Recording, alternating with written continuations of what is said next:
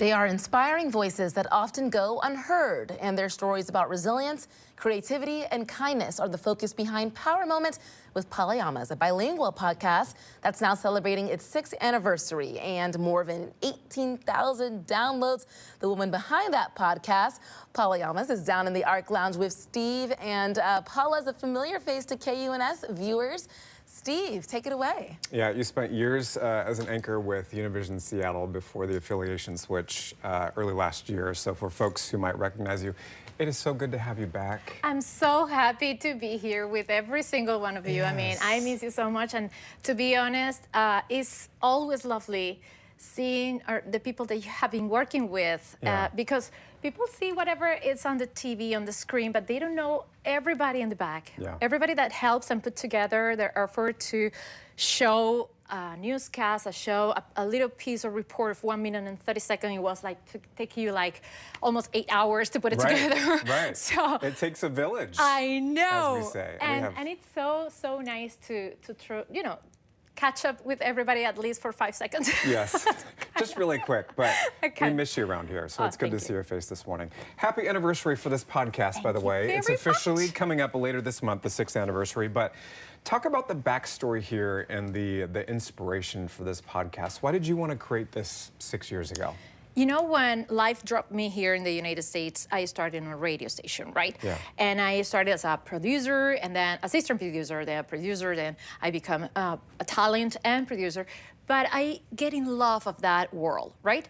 When I moved to Pacific Northwest 10 years ago, by the way, I'm gonna just also have that anniversary very soon.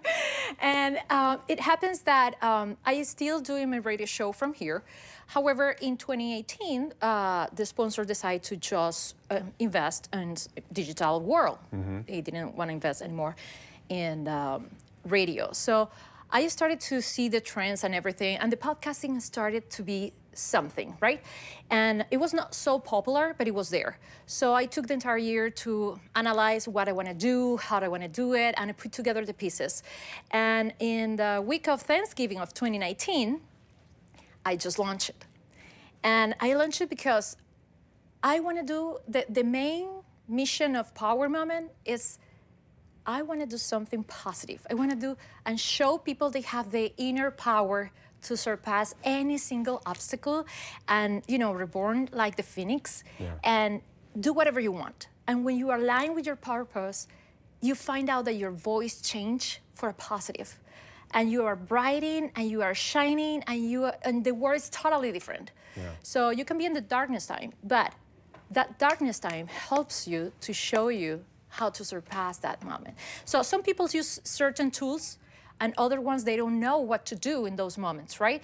So Power Moment wants to be like that place, that bridge that tells you, probably this tool helps these people, and probably you can use it. It could work with you. Sometimes don't, but at least it gives you hope. If that tool that he used to surpass any obstacles is not working for you, at least it's giving you hope that you can still keep in looking for your own tool. Yeah. So that's the mission of Power Moment, pretty much. And I launched it on the week of Thanksgiving to give thanks to every single one that helps me to put it together, because it was funny, in 2019, when I was here on the station, they allowed me to do that, and we have certain arrangement because I had a contract, an image contract. So certain things I couldn't do it, but certain things I can do it. And one of the things was like I approached to one radio expert, I'm not gonna say names, but he was laughing, he mocked me. He says that the podcasting, it was not going anywhere. And look at me, 6 years. Look at right now. In 2020, everybody knows what happened. Yeah. And I have to stop for 2 months because it was too much. Work from home, doing the newscast, editing, recording, and sending it to the station. It was too much. Yeah. So, and talking about death, then hundreds, thousands, millions, it was also taking a toll, a mental toll for me at least. And when I get back, I look, that increased by itself 400%. So I understand people are starving. People were craving that. Yes. Yes. They're craving for the positive things, for, hope, for tools to surpass things. And I was like, we have to keep working on this, and very hard. So since then, I didn't stop. And we are having 6 years, the baby have been growing, and now it's walking by itself, kind of.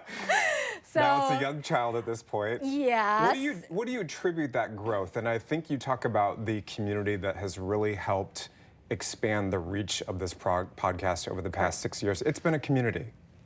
It becomes a community. Yeah. Because at the beginning, no one knows you, you know? It's like how I can do to people like tune in or at least listen whatever I'm doing out there, right?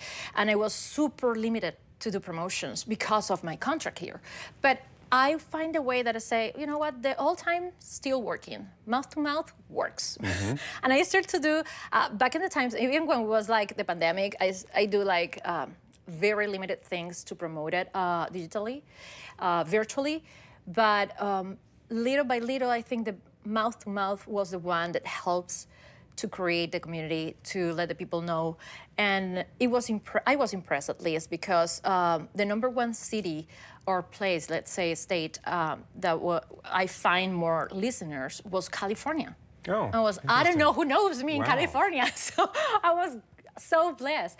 And then New York, and then Houston, Florida. Florida is logical because I come from Florida. Yeah. But it was like, it is an entire world. Digital world, it could be a good thing. It could be a bless, but also it could be something very dangerous. So you have to be mindful and understand what are those waters that you're stepping in. Right. So and learn how to handle it and go forward. But I believe that the first thing that helps me at least was that, and then little by little, I increase the presence a little bit in the social media. I'm not as good as other people in social media. But you do a good job though. Kind of. Yes. Thank you. Yes. But then it becomes a radio show, and the radio show started here in Seattle, and then moved to the Tri-Cities. So we can say that it's in the Washington state.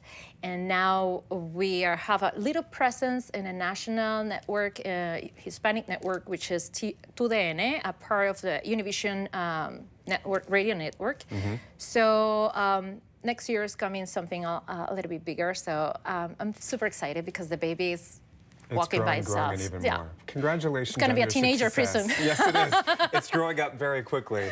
And it's available on a lot of platforms, too. So be sure to check it out. And as we mentioned, it's so good to see you again. Thank you. Your and presence is we are focusing now not just in resiliency, but also in kindness. Which is important. And again, Tyra, a lot of people crave that right now.